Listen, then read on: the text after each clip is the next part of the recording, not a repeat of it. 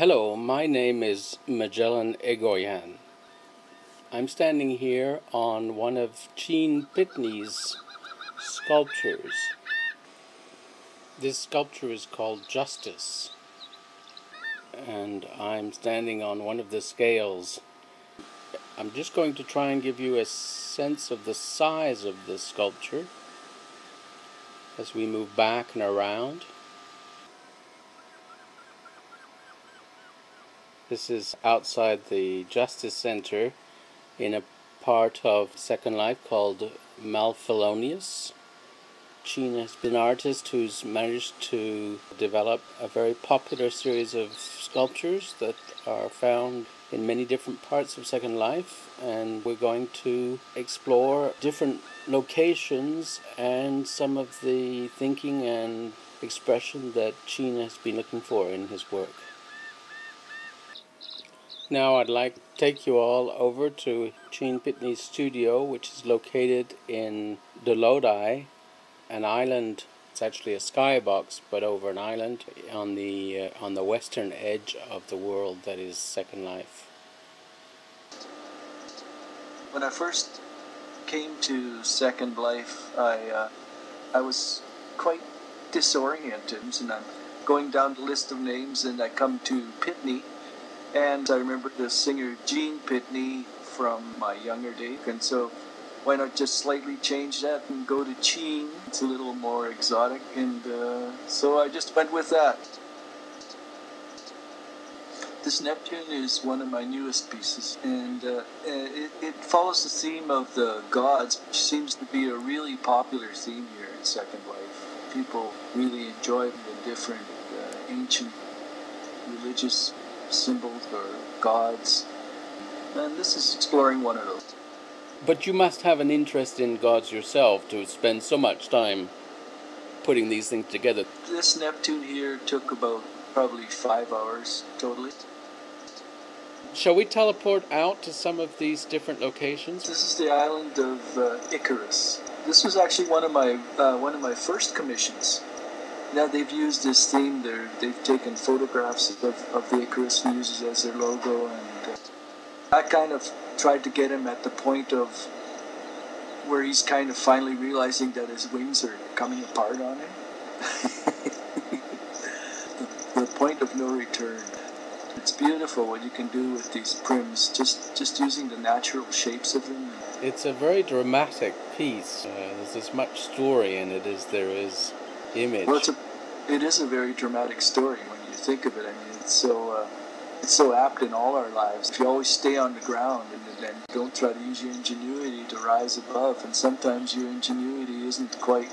So, how did you get started doing sculpture? Did you do like a digital sculpture before you came onto Second Life, or? No, actually, that was the most incredible thing that I found here when I first started, and I would look around, and I thought they were just incredible sculptures, and I did not know how to do that. So I took a lot of the classes. Yeah, slowly but surely I learned how to work with the prims, and it's my first experience with 3D engine of any kind, and I just was totally fascinated from the very beginning.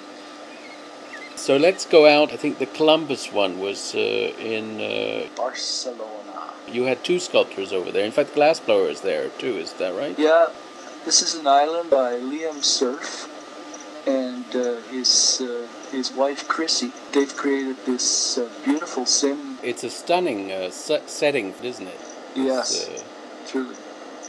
Liam gives courses on advertising, and I took some of those to heart because I'm trying to create a brand with Cheen Pitney and Peacefuls.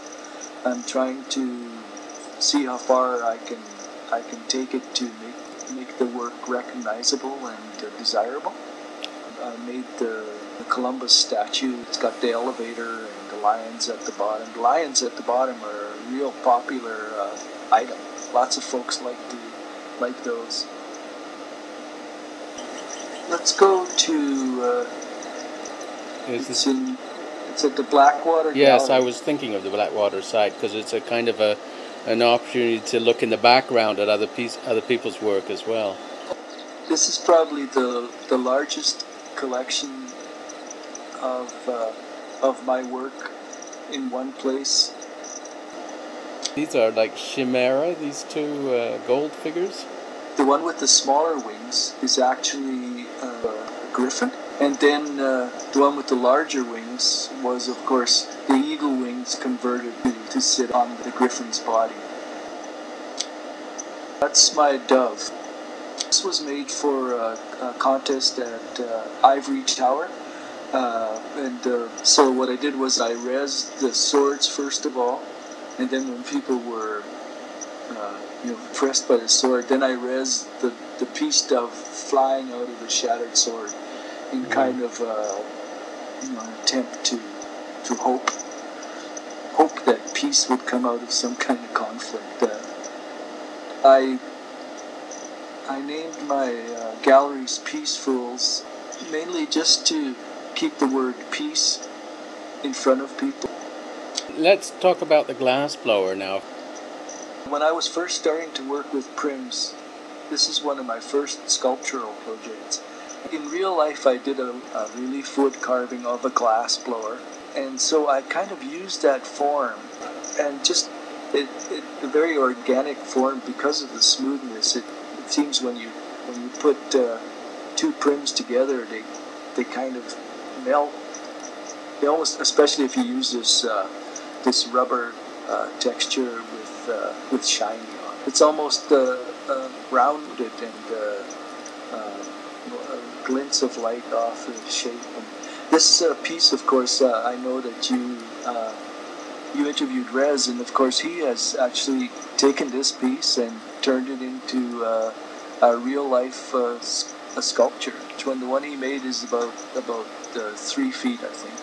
What else do you have to show me if you had something that you particularly wanted to show?